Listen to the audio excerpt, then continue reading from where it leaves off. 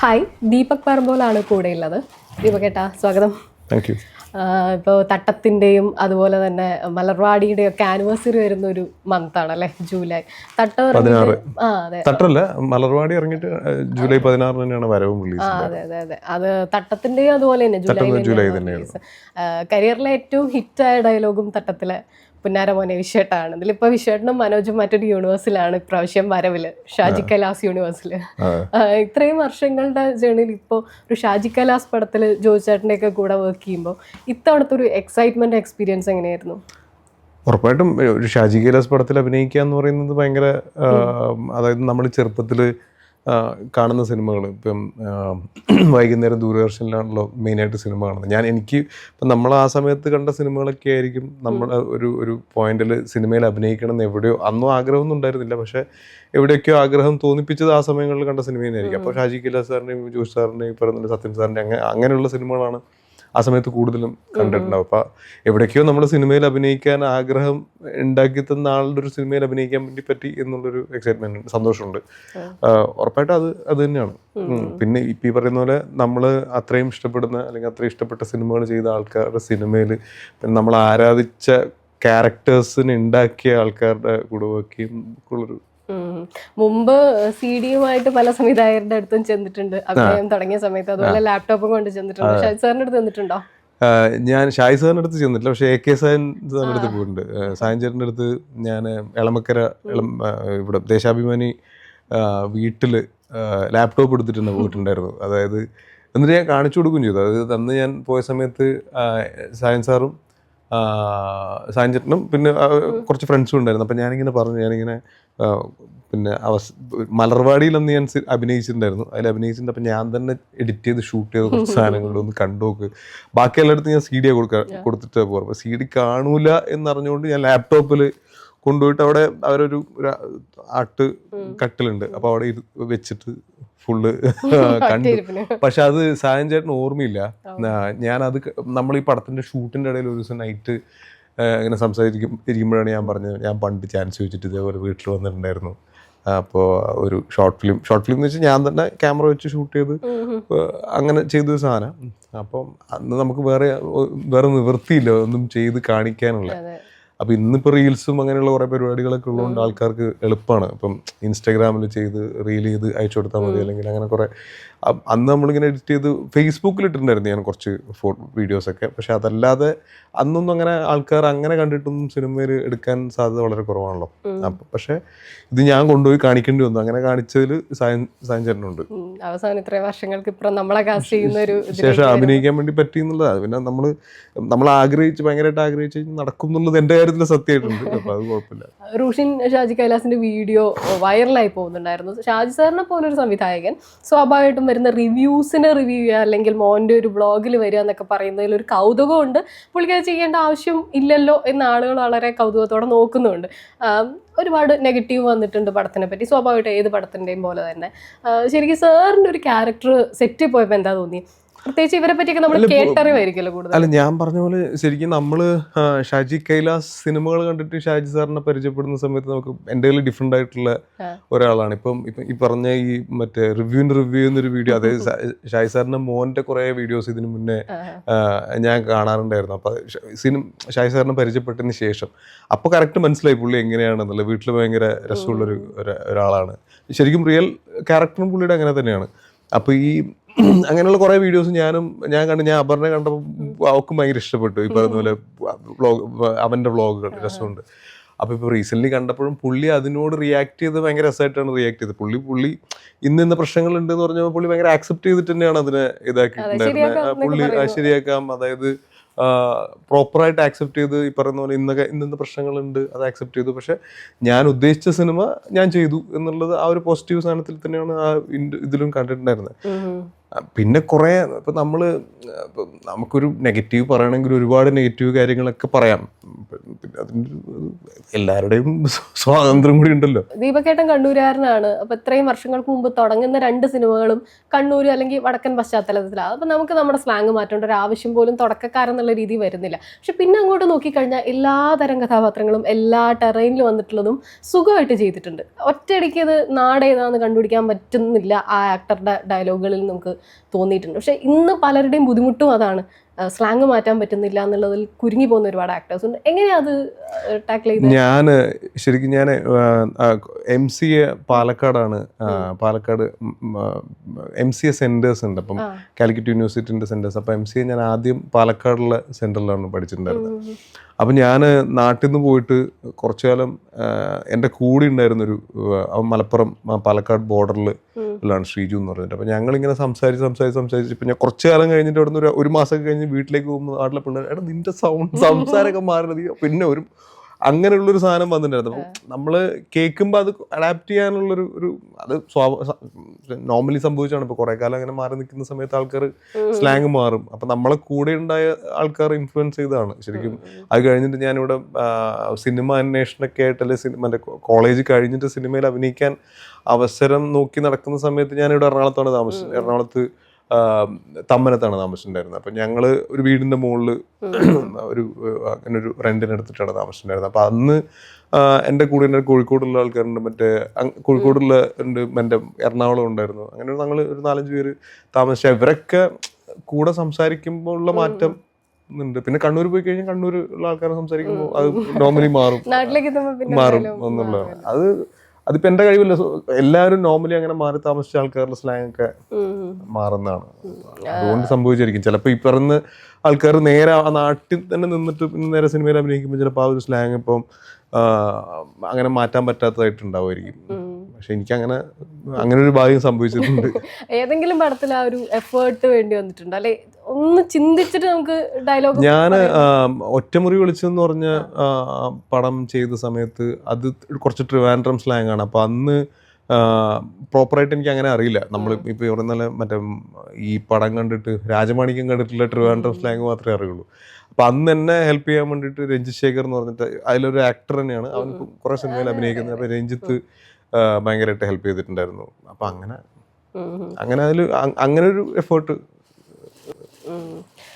മലർവാടി പോലൊരു സിനിമ ആദ്യ സിനിമയായത് പിന്നീടുള്ള കരിയറിൽ അഡ്വാൻറ്റേജ് ആയി എന്ന് തോന്നുന്ന കാര്യങ്ങൾ എന്തൊക്കെയാ? ഉറപ്പായിട്ടും മലർവാടി ആയതുകൊണ്ടാണ് എനിക്ക് ഇത്രയും കാലം സിനിമയിൽ പിടിച്ചിരിക്കാൻ വേണ്ടി പറ്റിയത്. മലർവാടി ചെയ്തുകൊണ്ടാണ് തട്ടത്തിൻ മറയത്ത് എന്ന് പറഞ്ഞൊരു സിനിമ എനിക്ക് കിട്ടിയത്. അതിൽ ശരിക്കും അന്ന് ആ ഒരു ഡയലോഗാണ് ഒരുപാട് ആൾക്കാരുടെ ഇടയിലേക്ക് എന്നെ കുറച്ചും കൂടെ ഒന്ന് ഈ പറയുന്ന എത്തിച്ചത്. അപ്പൊ ആ ഒരു ഡയലോഗ്, ആ ഒരു സീൻ ഉള്ളതുകൊണ്ടാണ് എനിക്ക് ഇപ്പോഴും ഈ പറയുന്ന പോലെ 16 വർഷമായിട്ട് സിനിമയിൽ നിൽക്കാൻ വേണ്ടി പറ്റിയെന്നാണ് ഞാൻ വിശ്വസിക്കുന്നത്. അതിനെ തുറന്നിട്ടാണ് എനിക്ക് സിനിമകൾ വന്നിട്ടുണ്ടായിരുന്നത്. ആ ഡയലോഗ് റീസെന്റ് നമ്മൾ 16 വർഷം കഴിഞ്ഞ സമയത്ത് ആ പോസ്റ്റ് ചെയ്യുന്ന സമയത്ത് എനിക്ക് വന്ന മെസ്സേജുകളൊക്കെ ഭയങ്കര പോസിറ്റീവ് ആയിരുന്നു. അന്ന് ഭയങ്കര രസമുണ്ടായിരുന്നു. തിയേറ്ററിൽ കൈയിടി അടിച്ച ഡയലോഗാണെന്നൊക്കെ പറഞ്ഞിട്ട്. അപ്പൊ അത് ഉറപ്പായിട്ടും ഹെൽപ്പ് ചെയ്തിട്ടുണ്ട്. മലർവാടി അല്ലായിരുന്നെങ്കിൽ ചിലപ്പോൾ എനിക്ക് മലർവാടി മാത്രം ചെയ്തുകൊണ്ട് കാര്യമില്ല. അത് കഴിഞ്ഞിട്ട് വന്ന ഈ സിനിമകൾ ഉള്ളതുകൊണ്ട് മാത്രമാണ് സംഭവിച്ചത്. പക്ഷെ അങ്ങനെ ഒരു എല്ലാം പുതുമുഖങ്ങളായിരിക്കുന്ന ഇപ്പൊ വിനീതേട്ടനെ പോലൊരു തുടക്കത്തിലുള്ള ഒരു ഡയറക്ടർ വരുന്ന സിനിമ എന്നുള്ളതുണ്ടല്ലോ, പ്രത്യേകിച്ച് ഒരു സീനിയർ ഡയറക്ടേഴ്സിന്റെ അണ്ടറിൽ നമ്മൾ വർക്ക് ചെയ്യുന്നതിനേക്കാളും ഡിഫറൻസ് ആണല്ലോ, ഒരേ വൈബുള്ള. അത് ഉറപ്പായിട്ടും ഉണ്ട്. കാരണം പക്ഷെ എനിക്ക് മലർവാടി ചെയ്യുന്ന സമയത്ത് സീനിയർ ഡയറക്ടർ അല്ലെങ്കിൽ ഇവരുടെ അടുത്ത് എങ്ങനെയാണെന്നൊന്നും ഞാൻ ചിന്തിച്ചിട്ടില്ല. നമുക്ക് വേറെ എക്സ്പീരിയൻസ് ഇല്ല. അന്നിപ്പോൾ ഡയറക്ടർ തന്നെയാണ്. പക്ഷെ തട്ടൊക്കെ ചെയ്യുന്ന സമയത്ത് ആണ് ഒരുപാട് സമയം നമ്മൾ ഒരുമിച്ചുണ്ടായിരുന്നത്. മലർവാടിയിൽ ഒരു നമ്മളെ ക്യാമ്പിന്റെ സമയത്ത് ഒരുമിച്ചുണ്ടായിരുന്നു. പിന്നെ അപ്പോൾ നമുക്ക് അങ്ങനെ ഭയങ്കര ക്ലോസ് ആണെന്ന് വെച്ചാൽ അങ്ങനെ ക്ലോസ് ഒന്നും ആയിരുന്നില്ല ആ സമയത്ത്. തട്ടം കഴിഞ്ഞ സമയത്ത് പിന്നെ തിരയൊക്കെ വർക്ക് ചെയ്ത സമയത്താണ് വിനീതേട്ടനായിട്ട് ഭയങ്കര ക്ലോസ് ആവുന്നത്. അപ്പം ഇപ്പോൾ തട്ടം ചെയ്ത സമയത്ത് എനിക്കിപ്പോൾ ഷോട്ട് എടുത്ത് കഴിഞ്ഞ അപ്പം തന്നെ വിനീതേട്ടൻ മോണിറ്ററിൻ്റെ അവിടെ ഇരിക്കുന്നുണ്ട്. അപ്പോൾ കഴിഞ്ഞപ്പോൾ തന്നെ ഞാൻ ഓക്കെയാണോ കട്ട് വിളിക്കുന്നതിന് മുമ്പേ, അതായത് ഈ ഡയലോഗ് പറഞ്ഞു കഴിഞ്ഞപ്പോൾ ഞാൻ വിനീതേട്ടനെ നോക്കും. അപ്പോൾ എടാ നീ എന്നെ നോക്കണ്ട, ഞാൻ പറയാം, ഞാൻ കട്ടാകുമ്പോൾ ഞാൻ പറഞ്ഞോളാം. അപ്പം അങ്ങനെ ഒരു പ്രശ്നങ്ങളൊക്കെ ഉണ്ടായിരുന്നു അന്ന്. അപ്പം അന്ന് ഇപ്പം നമ്മളിപ്പോൾ നമുക്ക് ആ ഒരു സ്പേസും നമുക്കൊരു ഇഷ്ടവും അല്ലെങ്കിൽ പറയുന്ന പോലെ അല്ലെങ്കിൽ ഒരു സീനിയർ ഡയറക്ടർ ആണെങ്കിൽ ചിലപ്പോൾ നമുക്കങ്ങനെ ആ ഒരു സ്പേസ് ഉണ്ടാവില്ല. അതുകൊണ്ടും പിന്നെ നമ്മൾ ആ ഒരു പാറ്റേണിലൂടെ വന്നുകൊണ്ടായിരിക്കാം സിനിമേനെ നമുക്ക് ഡിഫറെൻ്റ് ആയിട്ട് ഒരു അങ്ങനെ കാണാനും തോന്നിയെന്ന് എനിക്ക് തോന്നുന്നു. ഇപ്പോൾ തേർഡ് സിനിമ തിരയിൽ തന്നെ വരുമ്പോഴേക്കും നെഗറ്റീവ് ഷെയ്ഡ് ചെയ്തു. ഈ ഒരു കാലയളവിൽ പ്രത്യേകിച്ചും ആക്ടേഴ്സിന് ഉപദേശമൊക്കെ തരാൻ ഒരുപാട് പേരുണ്ടാവും. അപ്പോൾ പലപ്പോഴും നെഗറ്റീവ് ഷെയ്ഡിൽ പോകുമ്പോൾ പറയും ഇപ്പം നായകനായി പോകേണ്ടതാണ്, ഇപ്പം നോക്കിയും കണ്ടും നെഗറ്റീവ് ചെയ്താൽ മതി എന്ന് ഒരുപാട് പേര് കേൾക്കുന്നതാണ്, അല്ല ക്യാരക്ടർ റോൾ ചെയ്യുമ്പോൾ. അങ്ങനത്തെ ഒരു ഉപദേശങ്ങൾ എപ്പോഴെങ്കിലും ഉണ്ടായിരുന്നു? എന്നോട് വീട്ടുകാർ ഉപദേശിച്ച് സിനിമയിലെ പോകണമെന്നുള്ളതാണ് ഉപദേശിച്ചിട്ടുണ്ടായിരുന്നത്. അല്ലാതെ അല്ല സിനിമ വീട്ടുകാരല്ല. ഇപ്പം അതായത് അച്ഛൻ എൻ്റെ തുടക്കകാലത്ത് ഞാൻ മലർവാടിയൊക്കെ ചെയ്യുന്ന സമയത്ത് എൻ്റെ അടുത്ത് ഞാൻ സിനിമ എന്നൊക്കെ പറഞ്ഞൊരു പരിപാടിയിലേക്ക് പോകുന്ന സമയത്ത് അച്ഛൻ്റെ അടുത്ത് അവിടെ പഠിച്ചിട്ട് എന്തെങ്കിലും ജോലി ചെയ്തിട്ട് ചെയ്യുന്നതാണ് ഏറ്റവും നല്ലത്. അതായത് എൻ്റെ മാമന്മാരൊക്കെ നാടകമൊക്കെ ചെയ്യുന്ന ആൾക്കാരാണ്. അപ്പം പിന്നെ അതൊന്നും സാമ്പത്തികമായിട്ട് നമുക്കൊന്നൊരു ബെനിഫിറ്റ് ഉണ്ടാവില്ല എന്നുള്ള രീതിയിലൊക്കെ ചിന്തിച്ചിട്ടാണ് അച്ഛൻ സംസാരിച്ചിട്ടുണ്ടായിരുന്നത്. അപ്പോൾ അത് പിന്നെ മലർവാടി കഴിഞ്ഞ് പിന്നെ അച്ഛന് തോന്നി ഇവൻ പറഞ്ഞിട്ട് കാര്യമില്ല എന്നുള്ളത്. പിന്നെ തട്ടൊക്കെ കഴിഞ്ഞപ്പോൾ പിന്നെ കുഴപ്പമില്ല, കാരണം തട്ടത്തിൽ അത്യാവശ്യം കുഴപ്പമില്ലാത്തൊരു ക്യാരക്ടറും കൂടിയാണ്. അപ്പം കാണുമ്പോൾ ഉള്ളൊരു പിന്നെ ആരെങ്കിലും അച്ഛനോട് പറഞ്ഞിട്ടുണ്ട് രസമുണ്ടല്ലോ എന്നൊക്കെ പറഞ്ഞിട്ടുണ്ട്. അപ്പോൾ പിന്നെ അങ്ങനെ എൻ്റെ അടുത്ത് അങ്ങനെ പറയാൻ നിന്നില്ല. പിന്നെ അത് കഴിഞ്ഞിട്ട് എനിക്ക് സിനിമയിൽ നിന്ന് കുറച്ച് വരുമാനമൊക്കെ കിട്ടാൻ തുടങ്ങി. പിന്നെ വീട്ടിൽ നമ്മൾ ഹെൽപ്പ് ചെയ്യേണ്ട ഒരു സമയം ഉണ്ടാവുമല്ലോ, അപ്പൊ അതൊക്കെ ചെയ്യാൻ പറ്റിയോണ്ട് പിന്നെ വലിയ പ്രശ്നങ്ങൾ ഉണ്ടായിട്ടില്ല. സിനിമയിൽ നിന്ന് പക്ഷേ ഈ കരിയർ പാത്ത് എങ്ങനെ പോകണം എന്നുള്ളൊരു ധാരണക്കുറവ് നമുക്ക് ആ തുടക്കത്തിൽ ഉണ്ടാവല്ലോ. ക്യാരക്ടർ റോളുകൾ ചെയ്തു പോകണോ, നായകനാവണോ, അല്ലെങ്കിൽ നെഗറ്റീവ് ചെയ്യുന്നോണ്ട് ഈ പറഞ്ഞ പോലെ. അല്ല, ഞാൻ അങ്ങനെ ചിന്തിച്ചിട്ടേ ഇല്ല കേട്ടോ. കാരണം പിന്നെ എനിക്ക് ഈ പറയുന്ന പോലെ എനിക്ക് ഒരുപാട് സിനിമകൾ വന്നിട്ട് അതിൽ നിന്ന് ചൂസ് ചെയ്യേണ്ട ഒരു സ്പേസും എനിക്ക് ഉണ്ടായിട്ടില്ല. എനിക്ക് അത് കഴിഞ്ഞിട്ട് വന്ന സിനിമകൾ ഇപ്പം മലർവാടി കഴിഞ്ഞ് തട്ടത്തിൻമറയത്ത് കഴിഞ്ഞ സമയത്ത് തട്ടം കഴിഞ്ഞിട്ട് എനിക്ക് അതിൽ ക്യാരക്ടേഴ്സും ആൾക്കാർ അറിഞ്ഞു, പടവും ഭയങ്കര ഹിറ്റാണ്. അപ്പം ഞാൻ ഈ റിലീസിൻ്റെ ഒക്കെ തൊട്ട് മുന്നേ ഒക്കെ ഇതെങ്ങനെയാവും എന്ന് എനിക്കറിയില്ലായിരുന്നു. റിലീസ് കഴിഞ്ഞ ദിവസം കഴിഞ്ഞിട്ട് ഞാൻ അന്ന് രാത്രി ഞാൻ ഇവിടുന്ന് പടം കണ്ട് തിരിച്ച് നാട്ടിലേക്ക് പോയി. എനിക്ക് അന്ന് ഇവിടെ നിൽക്കാനുള്ള സ്പേസ് ഒന്നും ഉണ്ടായിരുന്നില്ല. തിരിച്ച് നാട്ടിലേക്ക് പോയി. ഞാൻ നാട്ടിലെത്തുന്ന സമയത്ത് അന്ന് ഫേസ്ബുക്കിലുള്ള മെസ്സേജുകളാണല്ലോ. അപ്പോൾ എനിക്ക് പിറ്റേ ദിവസം ആകുമ്പോഴത്തേക്ക് ഒരുപാട് മെസ്സേജ്. അപ്പം ഞാൻ ഇവരെന്തിനും ഇതൊക്കെ ഇത്രയൊക്കെ അങ്ങനെ ഒരു എനിക്ക് ഉറങ്ങാൻ പറ്റാത്തൊരവസ്ഥയായി. രാവിലെ എഴുന്നേറ്റ് കുറേ പേര് മെസ്സേജ് അയക്കുന്നു, കുറേ പേര് ഈ പറയുന്ന പോലെ.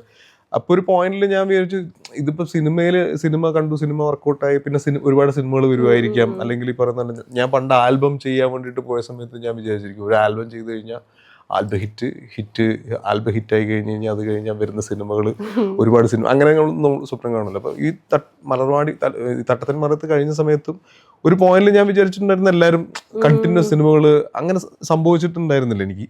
അത് കഴിഞ്ഞിട്ട് എനിക്ക് വന്ന സിനിമകൾ ഒന്ന് ഗാങ്സ് ഓഫ് വടക്കുന്നാഥ് എന്ന് പറഞ്ഞ സിനിമ, അത് ഞാൻ ചെയ്തു. പിന്നെ അത് കഴിഞ്ഞ് ദീപൻ ചേട്ടൻ തന്നെ കുറച്ച് ഗ്യാപ്പിന് ശേഷമാണ് ദീപൻ ചേട്ടൻ തന്നെ സിം എന്ന് പറഞ്ഞൊരു സിനിമയാണ് അത് കഴിഞ്ഞിട്ട് ചെയ്തിട്ടുണ്ടായിരുന്നത്. പിന്നെ എനിക്ക് പടങ്ങളൊന്നും വന്നിട്ടില്ല. അപ്പം അതിന് മുന്നേ എൻ്റെ അടുത്ത് പടങ്ങളൊന്നും വന്നിട്ടില്ല. പക്ഷേ തട്ടൊക്കെ കഴിഞ്ഞ് അതിൻ്റെ ഒരു സെലിബ്രേഷനൊക്കെ കഴിഞ്ഞതിന് ശേഷം ഷാനൊക്കെ എൻ്റെ അടുത്ത് പറഞ്ഞിട്ടുണ്ടായിരുന്നു, എടാ നീ വിനീതിൻ്റെ അടുത്ത് പോലും പറയരുത്. പക്ഷെ എന്നോടുള്ള സ്നേഹം കൊണ്ട് പുള്ളി പറഞ്ഞതാണ്, പുള്ളി എൻ്റെ അടുത്ത് വിനീതിൻ്റെ അടുത്ത് പറയരുത്, പിന്നെ വിനീതിൻ്റെ അടുത്ത പടത്തിൽ നീയാണ് വില്ലൻ, അപ്പോൾ വിനീത് പോലും പറയരുത്, പക്ഷെ എനിക്ക് നിന്നോട് പറയാണ്ടിരിക്കാൻ പറ്റുന്നില്ല എന്നുള്ള പറഞ്ഞത്. അപ്പം എനിക്ക് എൻ്റെ ഒരു സന്തോഷം എന്ന് വെച്ച് കഴിഞ്ഞാൽ അതുണ്ട് എന്നുള്ളൊരു സമാധാനം ഉണ്ടായിരുന്നു. അപ്പം അങ്ങനെ പോയി. പിന്നെ ഈ തിര അനൗൺസ് ചെയ്തു, തിരയുടെ ഒരു ഫസ്റ്റ് ടൈറ്റിൽ അനൗൺസ് ചെയ്ത സമയത്തൊന്നും തന്നെ എനിക്ക് വിളിയൊന്നും വന്നില്ല, പരിപാടിയൊന്നും വന്നില്ല. അപ്പം വിളിക്കുന്നില്ല, സംസാരിക്കുന്നില്ല. അപ്പം പിന്നെ ഞാൻ ചോദിച്ചപ്പോൾ അത് വേറെ ഒരു കാസ്റ്റിലേക്കൊക്കെ പോയി എന്ന് പറഞ്ഞു. അപ്പം പിന്നെ ഭയങ്കര നിരാശയായി. പിന്നെ ഒരു പോയിന്റ് കഴിഞ്ഞ സമയത്ത് ഒരു ദിവസം ഞാനിങ്ങനെ ഇതേപോലെ പടം ഭയങ്കര ഗ്യാപ്പായി, വേറെ നല്ല പടങ്ങളൊന്നും വരുന്നില്ല. അപ്പം ഇങ്ങനെ ടെൻഷൻ അടിച്ചിട്ട് ഞാൻ എൻ്റെ ഒരു തമ്മനത്ത് താമസിക്കുന്ന സമയത്ത് തമ്മനത്ത് തന്നെയാണ് അരുൺ ചന്തു എന്ന് പറഞ്ഞിട്ട് നമ്മളെ പോസ്റ്റർ ഡിസൈനർ തിരകളൊക്കെ ചെയ്ത് അരുണിൻ്റെ വീട്ടിലേക്ക് പോയിട്ട് ഒരു സിഗരറ്റൊക്കെ വലിച്ചിട്ട് ഞാൻ അങ്ങനെ പോയത്. അപ്പോൾ അവിടെ പോയി തിരിച്ചു വരുന്ന സമയത്ത് പിന്നെ വിനീതേട്ടൻ വിളിച്ചിട്ട് എൻ്റെ അടുത്ത് ഇങ്ങനെ പറഞ്ഞു, എടാ പിന്നെ നിൻ്റെ അടുത്ത് ഇതാണ് സംഭവം ഉണ്ടായിരുന്നത്. കാരണം ആദ്യം നീയായിരുന്നു എൻ്റെ മനസ്സിലുണ്ടായിരുന്നത്, പിന്നെ അത് കഴിഞ്ഞപ്പോൾ ആ ക്യാരക്ടറിന് വേറൊരു ഷെയ്ഡ് കൊടുത്താൽ കൊള്ളാമെന്ന് തോന്നിയപ്പം അൽഫോൺസ് ഏട്ടൻ എന്തുമായിരുന്നു പിന്നീട് വിനീതേട്ടൻ്റെ മനസ്സിലുണ്ടായിരുന്നു എന്ന് പറഞ്ഞു. അപ്പോൾ അൽഫോൺസ് ചെയ്താൽ കൊള്ളാമെന്ന് തോന്നിയിട്ടുണ്ടായിരുന്നു. അപ്പോൾ അത് പിന്നെ എന്താ വെച്ചാൽ അൽഫോൺസ് ഏട്ടൻ അന്ന് നേരം കഴിഞ്ഞിട്ട് അതിന് മുന്നേ ഒരു ഹിന്ദി പടം എന്തോ ചെയ്യാൻ വേണ്ടിയിട്ട് അതിൻ്റെ ഗ്യാപ്പിൽ എന്തോ പോയിട്ടുണ്ടായിരുന്നു. കുറേ കാലം എനിക്കൊന്ന് ഹിന്ദി പടം എന്തോ ചെയ്യാം, അങ്ങനെ എന്തോ ഒരു പരിപാടി, എനിക്ക് ഓർമ്മയില്ല കറക്റ്റ്, ഇങ്ങനെ എന്തോ ആണ്.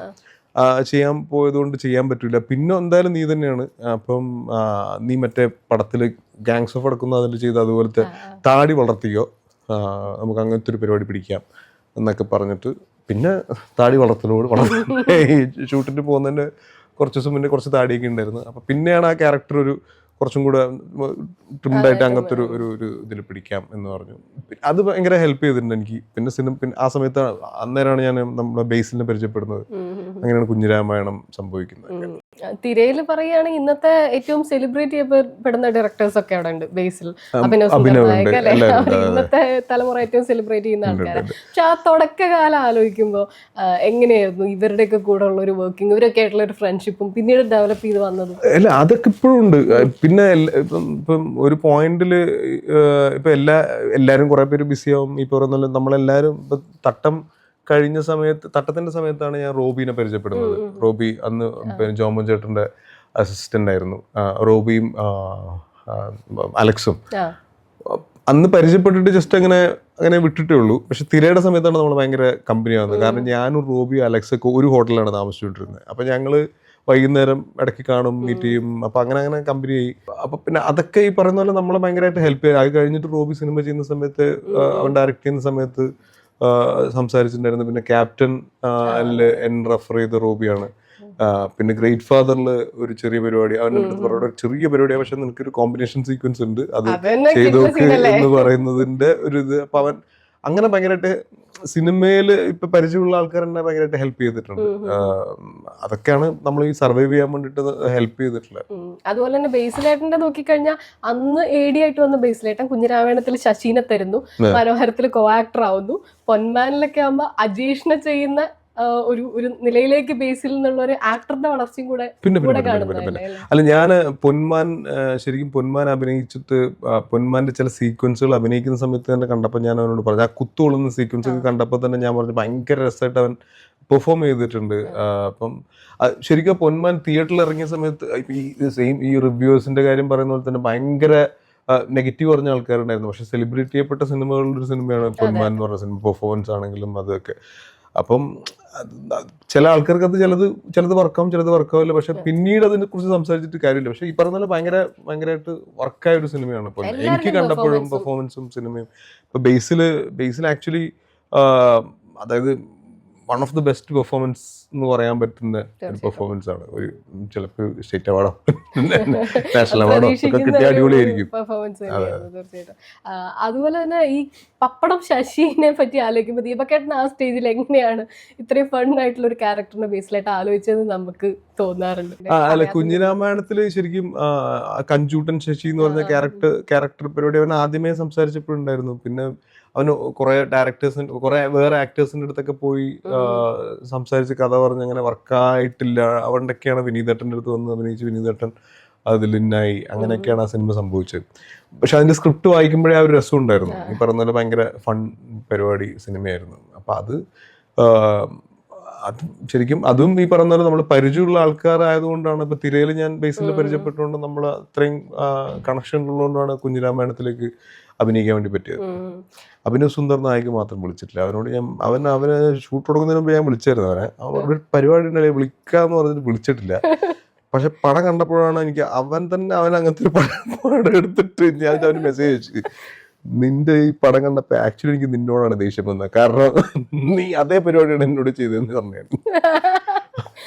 അതിലൊരു റോൾ ഉണ്ടാവായിരുന്നില്ല.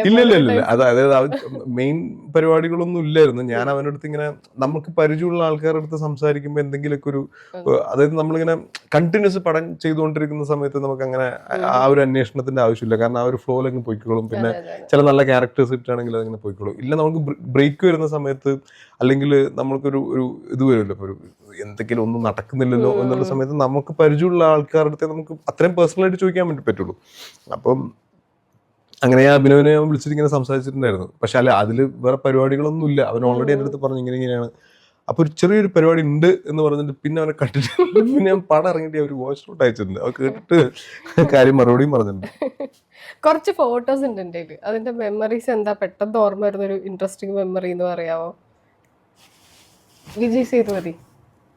ആ ഇത് ഇത് പുള്ളി ഒരു പടത്തിന്റെ 19 അല്ല ഇത് ഇതൊരു പടത്തിന്റെ എന്തോ ഷൂട്ടിനോ ഒരു ആഡ് ഷൂട്ടിനോ മറ്റേ പുള്ളി 3 Dot സ്റ്റുഡിയോയിൽ വന്ന സമയത്ത് എൻ്റെ ഒരു ഫ്രണ്ട് ജിയോന്റെ സ്റ്റുഡിയോ ആണ്. അപ്പൊ ഞാൻ ഇടയ്ക്ക് അവിടെ പോകാറുണ്ട്. അപ്പൊ അവിടെ പോയ സമയത്ത് എടുത്തൊരു ഫോട്ടോ ആണ് ഇത്.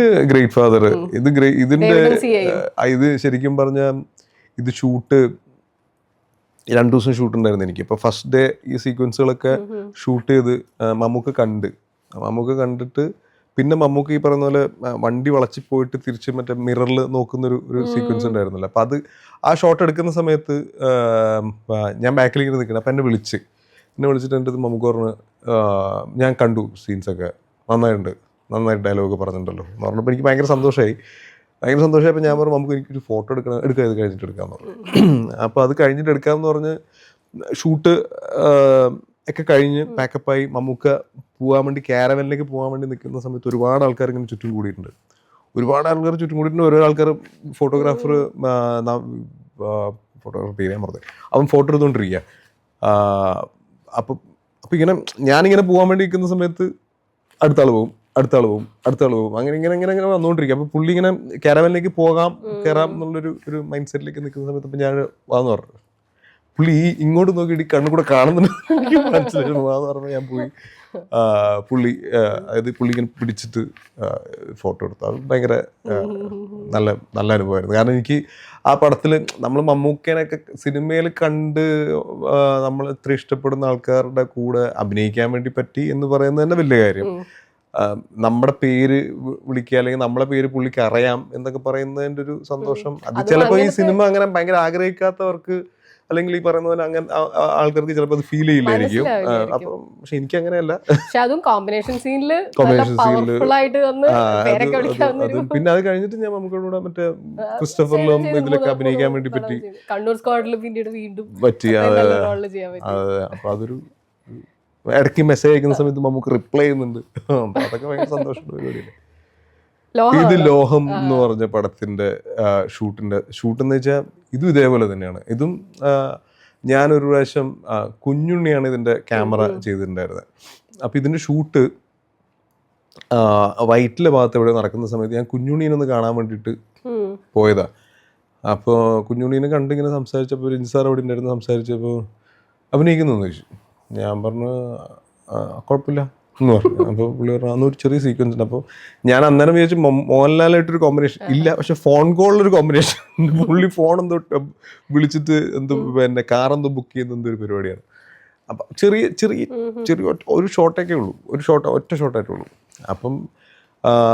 അപ്പം മോഹൻലാലിനെ കാണാൻ വേണ്ടി പറ്റും എന്നുള്ള പറയുന്നൊരു സന്തോഷത്തിൽ ചെയ്ത സിനിമയാണ്. രാവിലെ ഞാൻ പോയപ്പം തന്നെ പുള്ളി ഇതേപോലെ വൈറ്റ് ഷർട്ടൊക്കെ ഇട്ടിട്ട് കാരവനിലൊക്കെ ഇങ്ങനെ ഇറങ്ങി വന്നിങ്ങനെ അപ്പം രഞ്ജി സാർ ഇങ്ങനെ നിന്ന് അപ്പോൾ ഏതൊരു ആളിങ്ങനെ പാസ് ചെയ്ത് പുള്ളി ഇങ്ങനെ തിരിഞ്ഞിട്ട് രഞ്ജി സാർ എന്തോ ഒരു കോമഡിയൊക്കെ പറഞ്ഞിട്ട് ഇങ്ങനെ നടന്നു വന്ന്. അപ്പം അത് ഭയങ്കര രസമുള്ളൊരു ഇതായിരുന്നു. അപ്പോൾ അത് കഴിഞ്ഞ് പുള്ളിയുടെ അടുത്ത് ഫോട്ടോ എടുത്തു.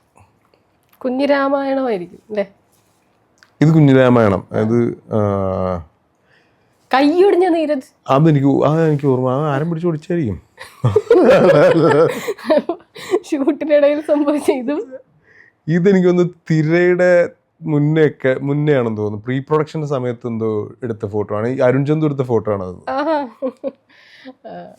അതുപോലെ തന്നെ ഇപ്പം സ്ട്രഗിളിങ് എന്ന് പറഞ്ഞൊരു സ്റ്റേജ് ഉണ്ടല്ലോ, ഒരുവിധ ആക്ടേഴ്സിനൊക്കെ ഉണ്ടാവും. പക്ഷെ പ്രോപ്പർ ഇനി എന്താ മുന്നോട്ടൊന്നും അറിയില്ല എന്ന് പറയുന്ന ഒരു സ്റ്റേജ് ലൈഫിൽ ശരിക്കും ഉണ്ടായിട്ടുണ്ടോ? അതിപ്പോ എല്ലാവർക്കും ഒരു സ്റ്റേജ് എത്താത്ത ആക്ടേഴ്സിനൊക്കെ അത് എപ്പോഴും ഉണ്ടായിക്കൊണ്ടിരിക്കുന്ന ഒരു സ്റ്റേജ് തന്നെയാണ്. ഇപ്പൊ ഉള്ള ആളുകൾ പ്രത്യേകിച്ചും എന്താ ചെയ്യേണ്ടതെന്ന് ആലോചിക്കുന്നുണ്ട്. അങ്ങനെ ഒരു സ്റ്റേജിൽ ദീപക്കേട്ടൻ എന്താ ആലോചിച്ചിട്ടുണ്ടായിരുന്നത്? എന്താ ചെയ്യേണ്ടതെന്ന് ആലോചിച്ചോണ്ടിരിക്കും. അത്ര വേറൊന്നും ചെയ്യാൻ പറ്റില്ല. സർവൈവലിൽ എന്താ മെത്തേഡ് എന്താ ശരിക്കും? ആ ഫേസ് എങ്ങനെയാ കടന്നു പോവാ? ഇല്ല, അത് നമ്മള് ഇതിപ്പോ നമുക്കൊരു മുന്നേ ഒരു എക്സ്പീരിയൻസ് ഉണ്ട്. പിന്നെ അത് ഇപ്പം എനിക്ക് തോന്നിയിട്ടുള്ള സിനിമയുടെ ഒരു പ്രോപ്പർ ഒരു സ്റ്റാർ അല്ലെങ്കിൽ ഒരു ഭയങ്കര സിനിമ ബാക്ക്ഗ്രൗണ്ട് അല്ലെങ്കിൽ അങ്ങനെ ഒരു ഫിനാൻഷ്യൽ ബാക്ക്ഗ്രൗണ്ട് ഒന്നും സെറ്റ് ആവാത്ത അല്ലെങ്കിൽ ഈ പറഞ്ഞാൽ അങ്ങനെ ഒരു പ്രോപ്പർ സിനിമയിൽ അത്രയും എസ്റ്റാബ്ലിഷ് അല്ല അല്ലെങ്കിൽ കണ്ടിന്യൂസ് സിനിമകൾ ചെയ്യാത്ത എല്ലാ ആക്ടേഴ്സിനും ശരിക്കും ഒരു വേവ് പോലെയാണ് സിനിമ എന്ന് എനിക്ക് തോന്നുന്നത്. കാരണം ഒരു പോയിന്റിൽ ഓക്കെ കുഴപ്പമില്ല, പിന്നെ കുറേ നല്ല പരിപാടികൾ, നല്ല സിനിമകൾ ഒക്കെ വർക്കാവും. പിന്നെ കുറെ കഴിഞ്ഞിട്ട് ചിലപ്പോൾ താഴെ ഇങ്ങനെ പോകും. അപ്പോൾ നമ്മളിങ്ങനെ ഡൗൺ ആയിട്ട് ഇങ്ങനെ ഇരിക്കുന്ന സമയത്ത് ചിലപ്പോൾ ഏതെങ്കിലും ഒരു പടം കണ്ടപ്പോൾ കുറച്ചൊന്ന് കയറി വരും. ചിലപ്പോൾ ഏതെങ്കിലും ഊളെ പറഞ്ഞ് നേരെ താഴെ പോകും. പിന്നെ അവിടെ നിന്ന് കയറി വരാൻ കുറേ സമയം എടുക്കും.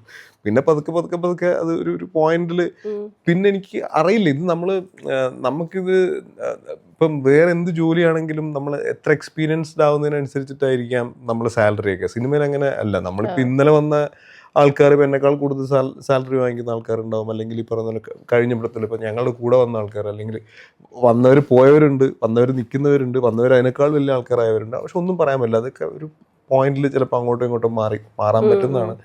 നമ്മളൊന്നും പ്രതീക്ഷിച്ചിട്ട് കാര്യമില്ല. നമുക്ക് ചെയ്യാൻ പറ്റുന്ന പരിപാടികൾ വരിക. ഇല്ലാത്ത സമയത്ത് നമ്മൾ ഈ പറയുന്ന പോലെ അതിനെക്കുറിച്ച് ആലോചിച്ച് നല്ലോണം ടെൻഷൻ അടിക്കുക. ടെൻഷൻ അടിച്ച് ഒരു പോയിന്റിലെത്തും.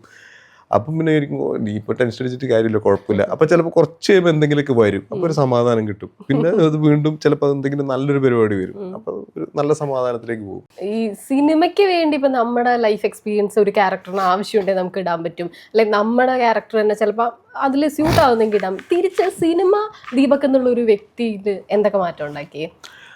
പൈസ ഉറപ്പായിട്ടും ഒരു വലിയ മാറ്റമാണ്. കാരണം ഞാനൊരു വീട് വെച്ചു, അത് സിനിമയിൽ നിന്ന് കൊണ്ടുണ്ടാക്കിയ പൈസയാണ്. അപ്പം ഞാൻ വണ്ടി വാങ്ങിച്ചു. സിനിമ ഇപ്പം എൻ്റെ ഒരു പ്രായത്തിലുള്ള ഇപ്പം മര്യാദയ്ക്ക് ജോലിയൊക്കെ ചെയ്താൽ ഇതൊക്കെ ഉണ്ടാക്കാൻ പറ്റും.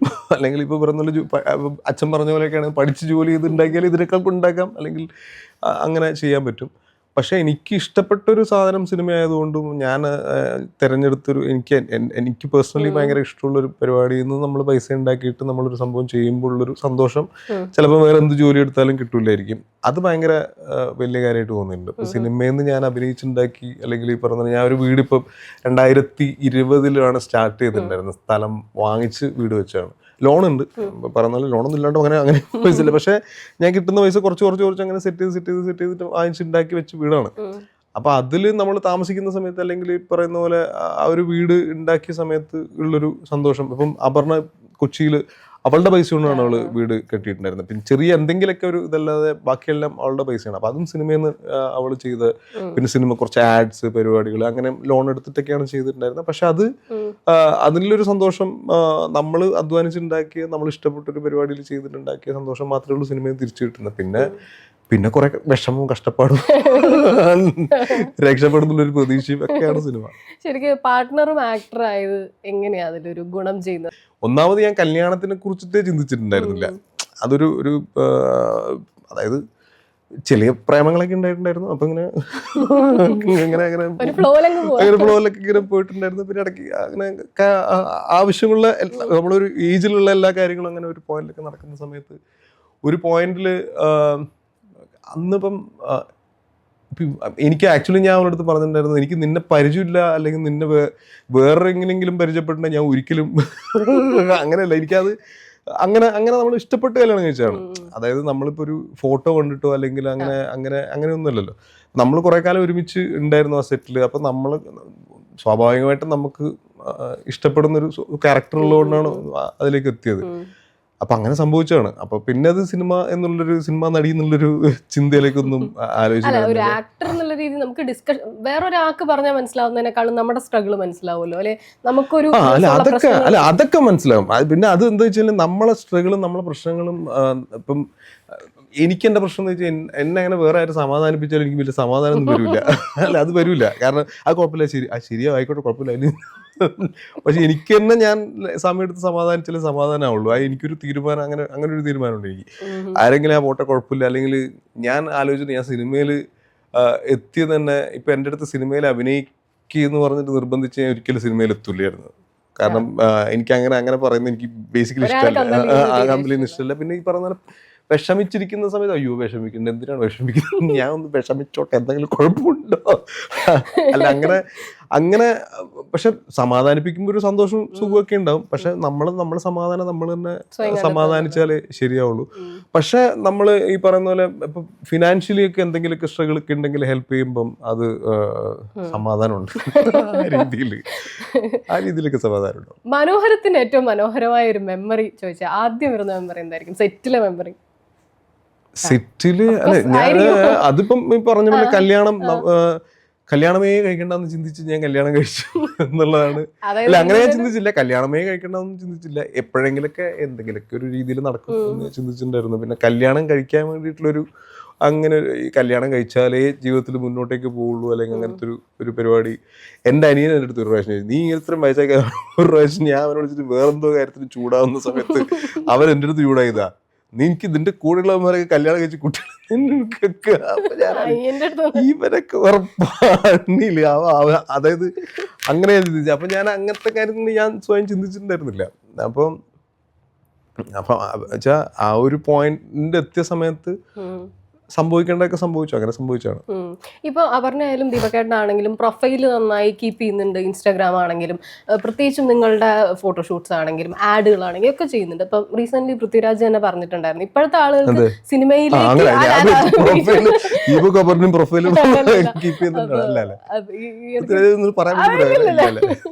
പൃഥ്വിരാജ് പറഞ്ഞത് സിനിമയിലേക്ക് എൻട്രി എളുപ്പമായി. ഇപ്പൊ നേരത്തെ നമ്മൾ പറഞ്ഞ പോലെ തന്നെ ഇങ്ങനെ ഒരു പ്രൊഫൈൽ ബിൽഡ് ചെയ്യാന്നുള്ളത്. പക്ഷെ സിനിമയിൽ ഇത്രയും വർഷമായിട്ട് നിൽക്കുന്ന ആളുകൾ എന്നുള്ള രീതിയിൽ ഈ പ്രൊഫൈൽ ബിൽഡ് ചെയ്യുന്നതും അതിൽ ആക്റ്റീവായി നിൽക്കുന്നതും ഏതെങ്കിലും ഞാൻ ഭയങ്കര അല്ല, അത് ഉറപ്പായിട്ടും ഉണ്ട്. കാരണം അതായത്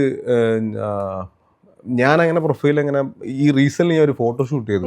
അത് ഞാൻ ഇവള് നിർബന്ധിച്ച് ചെയ്തത്. എൻ്റെ അടുത്ത് ഒരു ദിവസം പറഞ്ഞു ഒരു ഫോട്ടോഷൂട്ടൊക്കെ ചെയ്യും, ഒരു ഫോട്ടോഷൂട്ടൊക്കെ ചെയ്യാനെടുക്കെങ്കിൽ ഞാൻ ആരടുത്ത് ഒരു ഫോട്ടോഗ്രാഫർ എടുത്ത് പറഞ്ഞു എന്നിട്ട് എന്തെങ്കിലുമൊക്കെ പരിപാടി. ഞാൻ പറഞ്ഞത് അതൊക്കെ വേണം.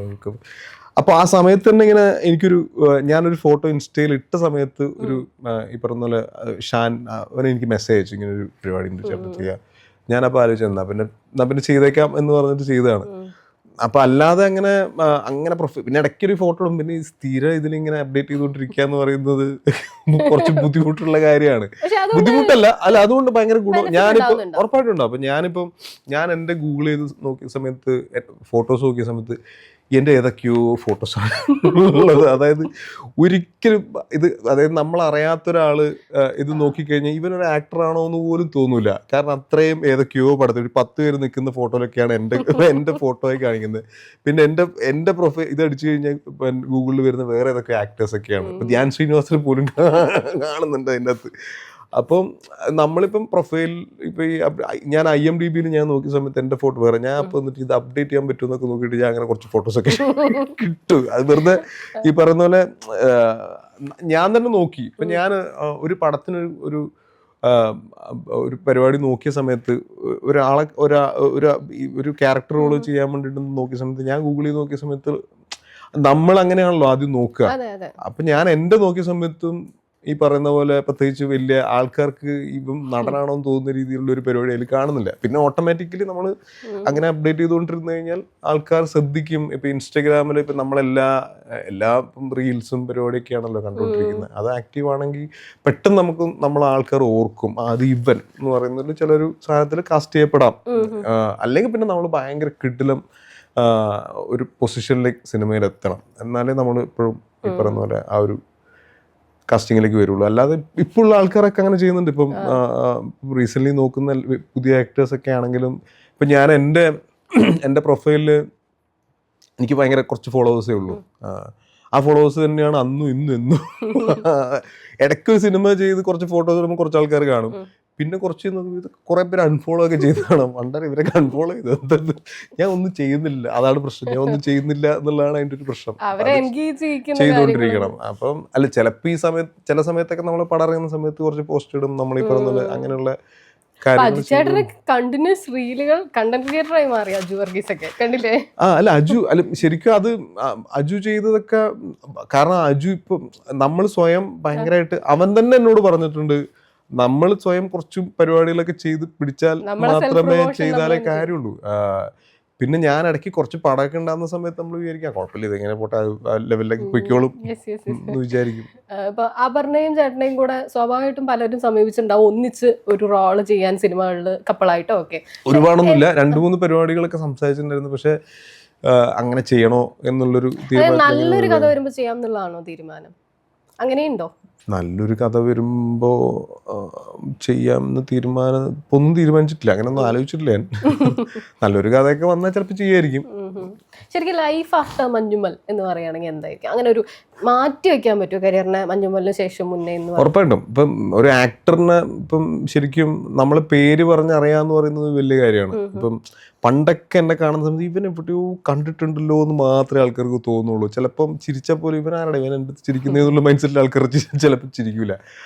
അപ്പോൾ ഒരു പോയിന്റ് കഴിയുമ്പം ഇവൻ സിനിമയിലാണ് എന്നുള്ളത് ആൾക്കാർക്ക് മനസ്സിലാവും. പിന്നെ സിനിമയിലാണോ സീരിയലിലാണോ എന്നുള്ള കൺഫ്യൂഷനാകും. പിന്നെ കുറച്ച് ചെയ്യുന്ന സമയത്ത് കുറച്ചൊരു പോയിന്റ് കഴിയുന്ന സമയത്ത് പ്രോപ്പർ സിനിമയിലാണ്. ഇപ്പം മഞ്ഞുമലിന് കഴിഞ്ഞതിന് ശേഷം ആൾക്കാർക്ക് പേര് അതിന് മുന്നേ ഒക്കെ പേര് മനസ്സിലാവും. പക്ഷെ എന്നാലും കുറെ പേർക്ക് ഈ പറഞ്ഞ പോലെ ആൾക്കാരിലേക്ക് റീച്ചായി എന്നുള്ളത്. ഒരു സിനിമ റീച്ച് ആകുമ്പോഴേ ആക്ടർ എന്തായാലും റീച്ച് ആവുള്ളൂ. പിന്നെ പുറത്തുള്ള ആൾക്കാർ, അപ്പം മലയാള സിനിമ അല്ലാതെ പറയുന്ന പോലെ തമിഴിലുള്ള ആൾക്കാരാണ്, കന്നഡയിലുള്ള ആൾക്കാരൊക്കെ ആണെങ്കിലും അവരൊക്കെ എല്ലാവരും അല്ല, കുറച്ച് പേരെങ്കിലും നമ്മൾ കണ്ടാൽ തിരിച്ചറിയുന്നതും കണ്ട് വീട്ടിലെത്തി കഴിഞ്ഞ് കഴിഞ്ഞാൽ മെസ്സേജ് അയക്കുന്നതായിട്ടുള്ള ആൾക്കാരുണ്ട്. അപ്പൊ അതൊക്കെ മഞ്ഞുമലിന് ശേഷം ആണ്. അപ്പൊ മഞ്ഞുമലിന് എനിക്കൊരു കുറെ പേര് അങ്ങനെ മെസ്സേജ് അയച്ചിട്ടുണ്ടായിരുന്നു. ഞാൻ ബാംഗ്ലൂരിലൊക്കെ പോയ സമയത്ത് കണ്ടിട്ട് മനസ്സിലായിട്ട് വന്ന് സംസാരിച്ചിട്ടുണ്ട്. അങ്ങനെ കുറെ പേര് മെസ്സേജ് അയച്ചിട്ടുണ്ട്.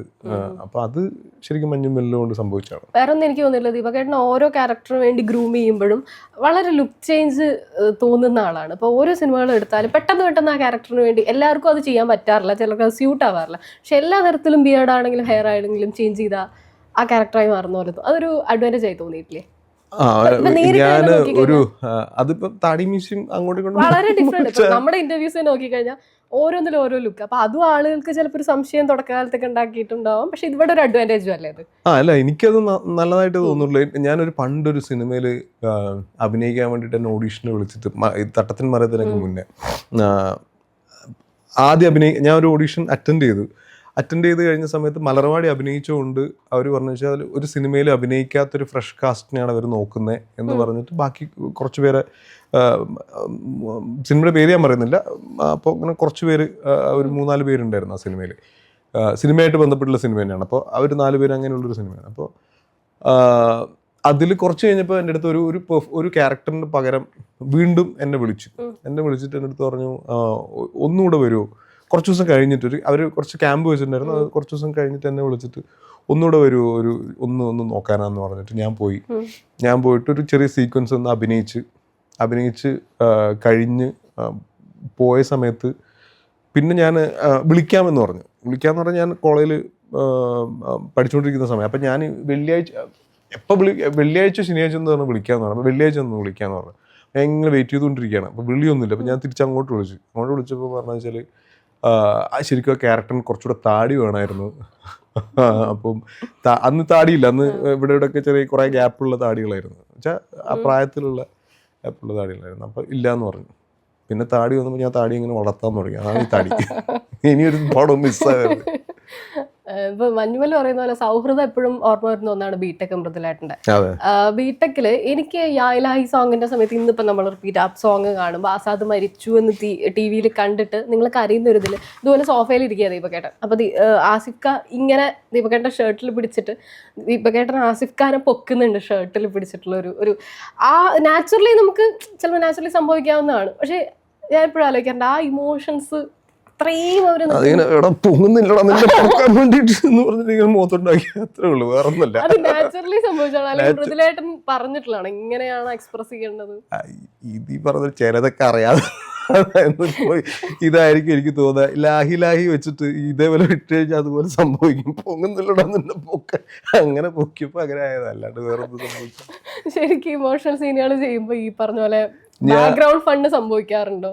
അല്ല, ഉറപ്പായിട്ടും. അത് ഞാനും നമ്മള് ഈ ഇപ്പൊ റീസെന്റ് എനിക്ക് ഓർമ്മയുള്ളതെന്ന് വെച്ച് കഴിഞ്ഞാല് നമ്മൾ സർക്യൂട്ട് ചെയ്ത സമയത്ത് ഞാൻ ഈ പറയുന്ന പോലെ മോനെ മിസ്സായിട്ട് ഞാൻ കാറിൽ ഇങ്ങനെ വരുന്നൊരു സീക്വൻസ് ഉണ്ട്. അപ്പോൾ ഇതിൽ കുറച്ച് കരയൊക്കെ വേണം, കണ്ണിന്നൊക്കെ വെള്ളമൊക്കെ വരണം. അപ്പം ഞാൻ അപ്പുറത്ത് ഇവൻ വോക്കി ടോക്കിയാണ്. ആ വോക്കി ടോക്കിയിൽ താമര അപ്പുറത്തെ വണ്ടിയിലുണ്ട്. കരഞ്ഞു പുറത്തെ കരഞ്ഞു മമ്മിച്ചായി കരഞ്ഞു എന്നിട്ട് അവൻ പാടും. ഞാൻ പറയുന്നത് അതായത് എന്തോ പാടി. ഞാൻ പറയണ ഒന്നും മിണ്ടായിരിക്കണം. അത് ആ സമയത്തിൽ ഏതോ ഒരു സാധനത്തിൽ കിട്ടിയൊരു കരച്ചിൽ മാത്രമാണ് അവർ കെട്ട. അങ്ങനെയാണ് അത്. ചിലത് ഈ പറയുന്ന പോലെ എല്ലാം സെറ്റായി വരുമ്പോ വൻ കരച്ചിലാണെന്ന് തോന്നുന്നു. അത്രേ ഉള്ളൂ, വേറെ ഒന്നുമില്ല. നാട് പറയുമ്പോൾ എന്തായാലും ഇത് ചോദിക്കാതെ വിടാൻ പറ്റില്ല, രക്ഷാധികാരി ബൈജു. കാരണം റീസെന്റ് പോലും ഒരു ക്ലിപ്പ് കണ്ടിട്ട് ഈ സിനിമ മുഴുവൻ ഇരുന്ന് കാണുന്ന അതെല്ലാവരും അങ്ങനെ തന്നെയാണ്. ആ ഒരു ഷൂട്ടിംഗ് സെറ്റിൽ എങ്ങനെയായിരുന്നു? നിങ്ങൾക്ക് ഈ ക്രിക്കറ്റും ആ ഒരു വൈബൊക്കെ തന്നെയായിരുന്നു? രക്ഷാധികാരി ബൈജു എനിക്ക് എൻ്റെ പ്രിയപ്പെട്ട സിനിമകളിലൊരു സിനിമയാണ്. കാരണം ഞാൻ ഇപ്പോൾ കണ്ടാലും അതിൻ്റെ ഒരു ക്ലൈമാക്സ് ഒക്കെ കാണുമ്പോൾ നമുക്ക് ഇപ്പോഴും ഭയങ്കരമായിട്ട് ഫീൽ ആവുന്ന ഒരു സിനിമയാണ്. പിന്നെ ബൈജു ഏട്ടൻ്റെ ലൈഫ് ജീവിക്കാൻ ഇപ്പൊ എനിക്കിപ്പം സിനിമ ഇപ്പൊ ഞാൻ ആലോചിച്ചിട്ടുണ്ട് സിനിമയൊന്നും അല്ലെങ്കിൽ ഞാൻ അങ്ങനത്തെ ഒരു ലൈഫാണ് ജീവിക്കണം, ഭയങ്കര ഹാപ്പി ആയേനെ. ബൈജു ഏട്ടനെ പോലെ ഉള്ള ഒരു ക്യാരക്ടർ ഭയങ്കര ഭയങ്കര രസമുള്ള ഒരു ലൈഫാണ്. ഗവൺമെന്റ് ജോലിയും വരുമാനമൊക്കെ വേണം കേട്ടോ, അല്ലെങ്കിൽ വീട്ടിൽ നിന്ന് പറയും ചെക്കന്മാരുടെ കൂടെ കളിച്ചിട്ട് വെറുതെ ജീവിതം പറയുന്നത് ഗവൺമെന്റ് ജോലിയൊക്കെ ഉള്ളതുകൊണ്ടാണ്. അപ്പൊ അങ്ങനെ ഒരു ജോലിയും അങ്ങനെയുള്ള ഒരു പരിപാടിയൊക്കെ ആയിട്ട് നാട്ടിലൊരു ഗ്രൗണ്ട് ഒക്കെ ഉണ്ടെങ്കിൽ ഭയങ്കര അടിപൊളിയായേനെ. ഇടയ്ക്ക് മറ്റേ ഈ പറഞ്ഞ പോലെ നാടകം പരിപാടികൾ, സ്റ്റേജ്, പിന്നെ ഓണപ്പരിപാടി, അങ്ങനത്തെ ഒക്കെ ആ സിനിമ ചെയ്യുന്ന സമയത്തും ആക്ച്വലി ഫീൽ ചെയ്തിട്ടുള്ളത് അതായത് ആ സിനിമയുടെ ഗുണം എന്ന് ചോദിച്ചു കഴിഞ്ഞാൽ രഞ്ജൻ സാർ ഈ സിനിമ പുള്ളി ഭയങ്കര രസമായിട്ടാണ് ആ സിനിമ ഷൂട്ട് ചെയ്തിട്ടുണ്ടായിരുന്നത്. സിംഗ് സൗണ്ടിൽ ഷൂട്ട് ചെയ്തതാണ് ആ സിനിമയുടെ ഏറ്റവും ഹൈലൈറ്റ് പരിപാടി. കാരണം നമ്മൾ പെർഫോം ചെയ്യുന്ന സമയത്ത് തന്നെ നമുക്ക് ഫീൽ ചെയ്തു പറയുന്ന പോലെ അവിടെയാണ്, ഇതാണ്, അങ്ങനെയാണ് എന്നുള്ളത്. അപ്പൊ അത് ഭയങ്കരമായിട്ട് സിനിമയെ ഹെൽപ്പ് ചെയ്യും. മാത്രമല്ല ആ ക്യാരക്ടറിന് കൃത്യമായിട്ട് ഒരു ഗ്രാഫ് ക്യാരക്ടറിന് കിട്ടിയിട്ടുണ്ട്. ഇത്രയും പേരുടെ ഇടയിലും ആ പ്രണയം, ഇടയ്ക്കിടയ്ക്ക് ബോൾ പോകുന്നു, എടുക്കാൻ പോകുന്നു എന്നൊക്കെ പറയുമ്പോൾ ആ ക്യാരക്ടറിന് നല്ല. നമ്മുടെ നാട്ടിലിപ്പം അങ്ങനെ കളിച്ചോണ്ടിരിക്കുമ്പോൾ അപ്പുറത്തൊരു പെൺകുട്ടീനെ കിടക്കി ബോളൊക്കെ എറിഞ്ഞിട്ട് പോവാന്നുള്ള തോന്നുമല്ലോ. അപ്പൊ അങ്ങനെ തട്ടുവെള്ളാട്ടം എന്താ പറയാൻ പറ്റുന്നതിനെ പറ്റി? ഇപ്പം തട്ടുമല്ലാട്ടോ എനിക്കറിയില്ല. കാരണം നമ്മൾ ശരിക്കും അത് നടക്കാൻ സാധ്യത വളരെ കുറവാണെന്നാണ് എനിക്ക് തോന്നുന്നത്. എനിക്കറിയില്ല.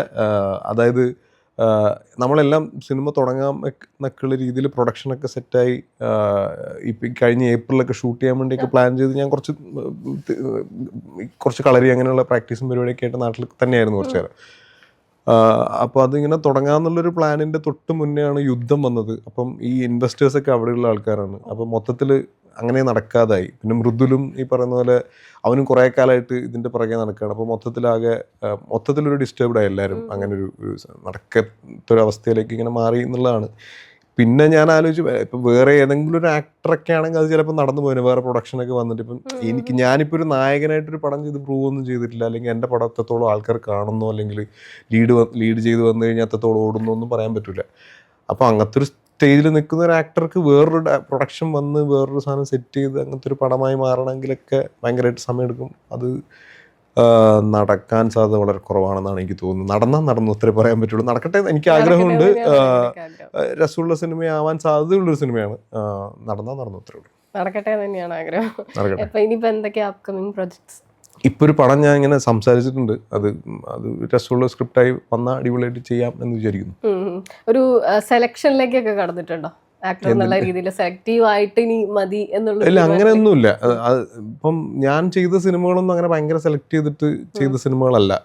ഇപ്പം എനിക്ക് വന്ന സിനിമകൾ ഞാൻ കുഴപ്പമില്ല, ഭയങ്കര മോശം സിനിമകളായിട്ട് എനിക്ക് തോന്നുന്ന സിനിമകൾ ആ സമയത്ത് സാഹചര്യത്തിൽ ഞാൻ ചെയ്തിട്ടുണ്ട്. പക്ഷേ അല്ലാതെ വേറെ ഓപ്ഷൻസ് ഉണ്ടെങ്കിൽ ഞാൻ കുറച്ചുകൂടെ ബെറ്റർ ആയിട്ടുള്ള സിനിമ ചൂസ് ചെയ്യാൻ ശ്രമിക്കാറുണ്ട്. അത്രേ ഉള്ളൂ. അപ്പോൾ thank you so much. Thank you.